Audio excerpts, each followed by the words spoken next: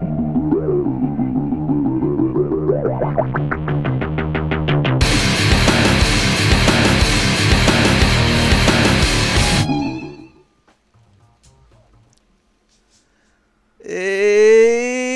yo guys, this is Jared, aka the Saint of Sins on Xbox Live, and I'm bringing to you some NBA Jam on Insane, because that's how I roll, bitch. Well, this wasn't exactly a planned video. I had hoped to actually release this one later on when I had gotten my hands on a copy of this game again, but unfortunately I've been taking, I want to say, almost closer to 4 hours working on NFL Blitz footage that I recorded, I think, on Tuesday, maybe Monday night. But unfortunately, the process is going a lot slower than I anticipated.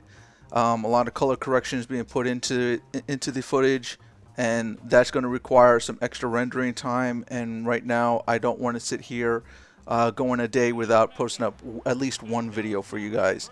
So enjoy as well. To be fair, this isn't going to be the greatest gameplay, simply because this is my first go on NBA Jam. I think I only held this game from GameFly for about I want to say a full day, maybe 2 days. I can't really remember. It was back in I think it was back in late September, maybe early October, that I had this game on rental from GameFly, and I immediately was just pulling my hair out trying to figure out how I can beat this game on Insane, because the AI can be such a cheesy little fuck. Fortunately, this footage here isn't going to show too much of my problems with the game. I was able to get in. I was able to actually get better as I was going along, but unfortunately, you know, it still took a while to really figure out everything I needed to do. And one of my big complaints while playing this was I at no point ever had a chance to control my partner here, which was Dirk Nowitzki. I was always left just rolling with Jason Kidd and hoping that the AI would kind of position himself in a way that would allow me to take advantage of Dirk Nowitzki's strengths, which could be the inside game, or maybe even just getting an open shot from beyond the arc. Because Lord knows, me trying to drive with Jason Kidd the entire way through was just not going to work. He had no finish outside of a weak layup, which just was always going to get blocked if there was anyone anywhere near the paint.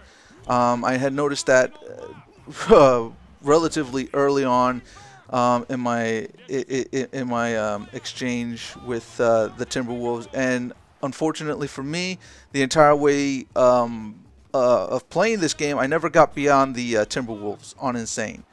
So I know I'm spoiling the gameplay a lot actually, as I talk about it, but there's really nothing I can do. I don't have the game at the moment. I'm really not prepared to bring any more NBA Jam footage. I do have, however, a lot of NBA Jam on Fire Edition, and the two games are like night and day. There's almost no... Yeah, I can't believe that AI with a wide open three would decide to just miss the shot.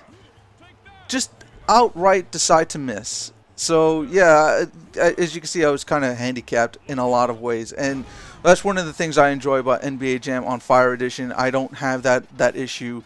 Anytime I pass the ball to my teammate, I instantly get control of that teammate, and therefore have full responsibility of whether I miss the shot or not. You know, it's not about just having the blind luck of having the AI do its job to help me out as I try to take on, of course, the AI. So while I'm working on the Blitz footage, I'm hoping to pump out quite a lot of the NBA Jam on Fire Edition footage that I already have saved up. That should be fun. I played a lot of online so far, and I even got back into it after about a month's hiatus, and I'll probably explain why I took such a long time off from life, basically. That'll be an interesting story to kind of explain to all you strangers out there in the internet world. But basically, yeah. So my first foray back into online play for NBA Jam on Fire Edition, I noticed I was making a lot more mistakes. I wasn't making the transition to implement some of the strategy that I had wanted to, like utilizing the right there, the elbows that I just used to clear myself out some. And there again, that Nowitzki would end up using to clear himself a lane so he can pass the ball off to me.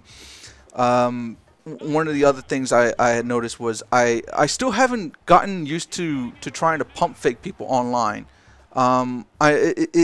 It's such an easy thing to kind of fake people into, because at that point when you're setting up on the arc, people are already looking to jump. They're not even thinking about shoving anymore. Their goal at that point is to try and get a hand up and block your shot.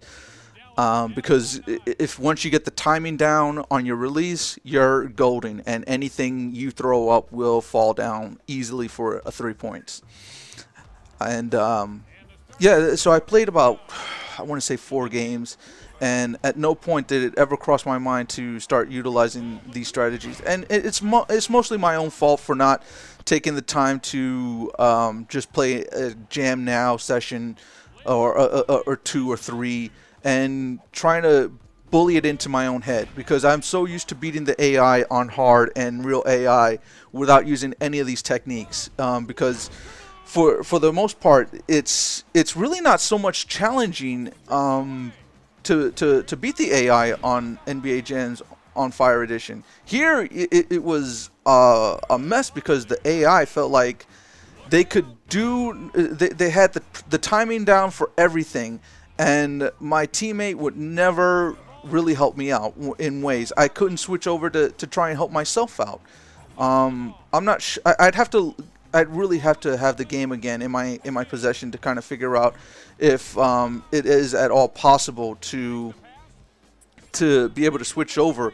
I think that's one of the things that they had made a big noticeable change about between the 2 games, the arcade release and this one. That you can make the switch over to your AI teammate and be able to help yourself out at all times, rather than be reliant upon the AI to really score, basically. Because that's one of the big issues that I noticed while playing this, was it was tough to get my AI teammate to actually score, because it would want to take up bad shots, or it would not drive to allow me a chance to kind of pass into the paint. Okay guys, this gameplay footage is clearly coming to an end soon, so I will talk to you later. Peace.